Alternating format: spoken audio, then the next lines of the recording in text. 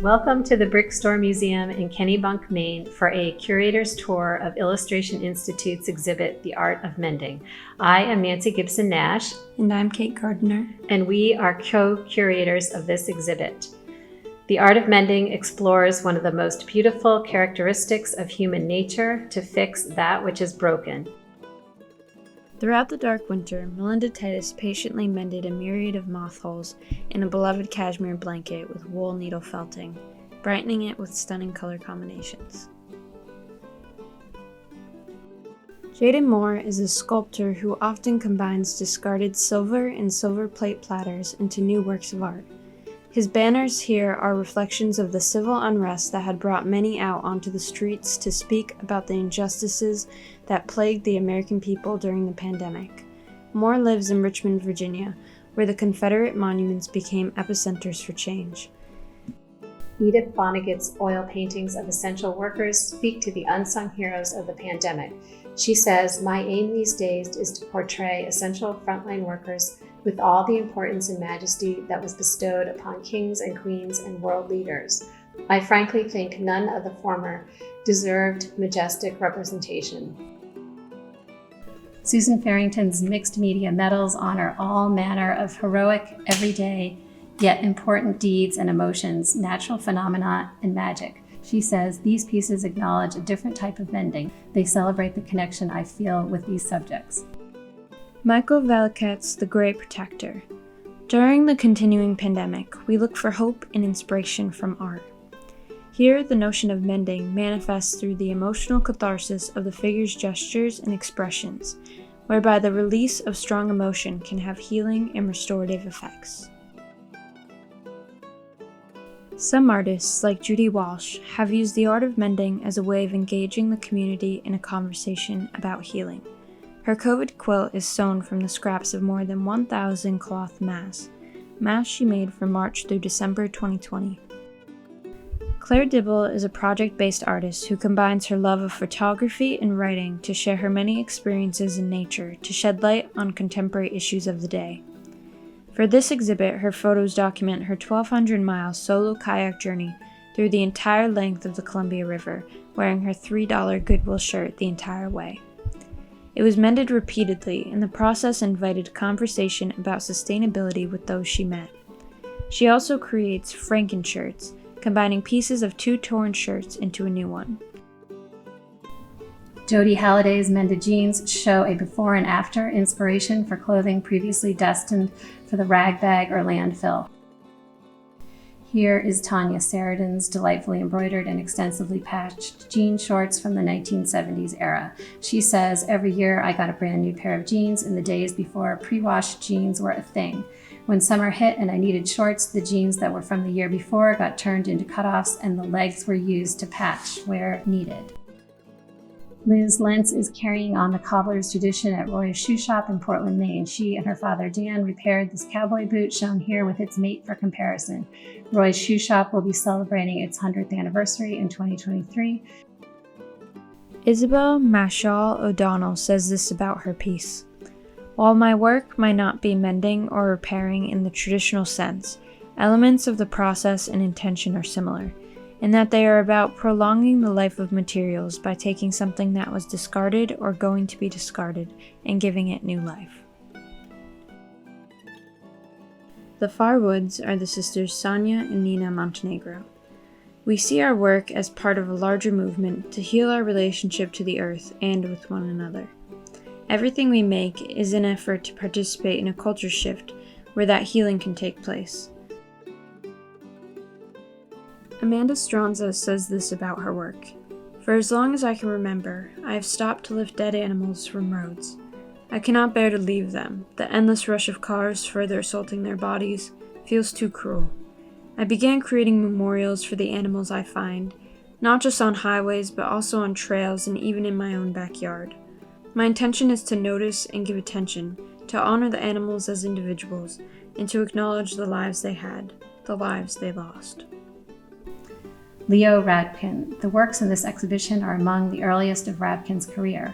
Rabkin's torn and expressively mended constructions of the late 1950s speak of a young man in turmoil and transition. Many artists of Rabkin's post-war generation across the globe reflected on their experiences and searched for metaphors of renewal and redemption. Marc Newquist is a sculptor from Texas. He says, "It's in my DNA to repair things." The piece in this show is a tongue-in-cheek attempt to improve the flotation of one of Maine's icons, the lobster trap buoy. Wu Wing Yi. Wing's ceramic threaded bones are made of stoneware and porcelain. Based in Brooklyn's Bay Ridge neighborhood, Wing finds that art is a process of self-mending. According to Wing, life is a patchwork of situations and circumstances. Barbara Shapiro, Mended Turnings. Based in San Francisco, Barbara Shapiro is a textile artist who collaborated with fine woodworkers Chuck Quibell and Hugh Buttram, mending cracks in their turned bowls with their fine fiber art. Tim Nihoff. Beachcombing Crow is an example of the appreciation Tim had for all found objects and their potential to be reassembled into a new piece of surprising art. In life and work, Tim celebrated sustainability and resourcefulness, clever mending, and visual playfulness. Stuart, Kestenbaum, and Susan Webster are in turn a poet and an artist, husband and wife, who often create artwork together. These pieces are monoprints by Susan with words written and hand-stamped by Stuart. They say, "Some days we can see our world as full of loss and things that are broken. This is a natural part of our lives, and sometimes that loss requires acceptance."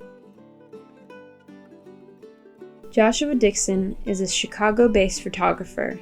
He says, "I use self-portraiture to describe the 2007 pitbull mauling-related experiences that still follow me. These experiences have inspired me to tell narratives while also raising awareness about issues regarding mental health, self-bullying, ableism, medical devices, surgical practices, self-deprecation, and racial discrimination that are often silenced." Illustration Institute enjoys collaborating with the community by sending out a call for items related to the theme of our shows. In this case, mended objects of importance to the owner. These well-loved and oft-times repaired stuffed animals each have an endearing story of how they became broken and how they were mended. Some are over 60 years old. Most were mended by the owner or a parent, extending the life of a best friend. Local ceramic artist Ayumi Horie often depicts provocative and/or whimsical imagery on her pieces. In this case, her cracked pot was mended, quote-unquote, with a golden band-aid for healing effect. Kristen Mitsushiga is a ceramic artist from Hawaii. Hers is a modern example of a stapled ceramic piece. Susanna Bauer is an extraordinary textile artist from Cornwall, England. By combining crochet with such a seemingly fragile material as a leaf, Susanna is seeking to explore themes including the tenderness and tension in human connections, the value of time and preciousness of objects, the complexity and intricacy of nature that can be found in the smallest detail, and vulnerability and resilience found in nature as a whole, as well as in the stories of individual beings. Claire Dibble also lent her photo pieces stitched with ocean flotsam. This series, birthed aboard a barquentine tall ship in Svalbard, is a reflection on the ways that humans are embedded in even the most remote landscapes. Elizabeth Jabar is a Maine artist based in Waterville. She asks, "What do the times require of us? How do we mend the rupture?" Sitting with these questions creates a specific type of lens for seeing the world and my place in it. It also beckons me to go further, to examine and question how I can respond to the crisis of social fracture and despair and contribute to creating the world I want to live in.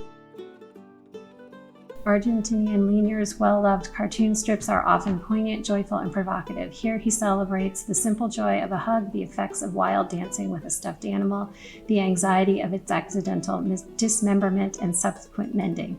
Both are almost universal experiences. Alex Rowe pairs objects observed and imagined. Elusive limbs pass dime-store treasure. Dream remnants float in a Kesey milky fog hide-and-seek game. A jaunt into the unresolved cryptic incompleteness, intimacy of exchange and change. Life is a cycling of discarded and salvaged loot, fleeting moments and residual sensations. This exhibition is generously supported by the Perloff Family Foundation and the Quimby Family Foundation. Additional workshops and videos are also supported by the Onion Foundation. Our thanks to them and the Brickstore Museum for their kindness. Thank you for viewing this virtual tour with us. For more information, go to our website at illustrationinstitute.org.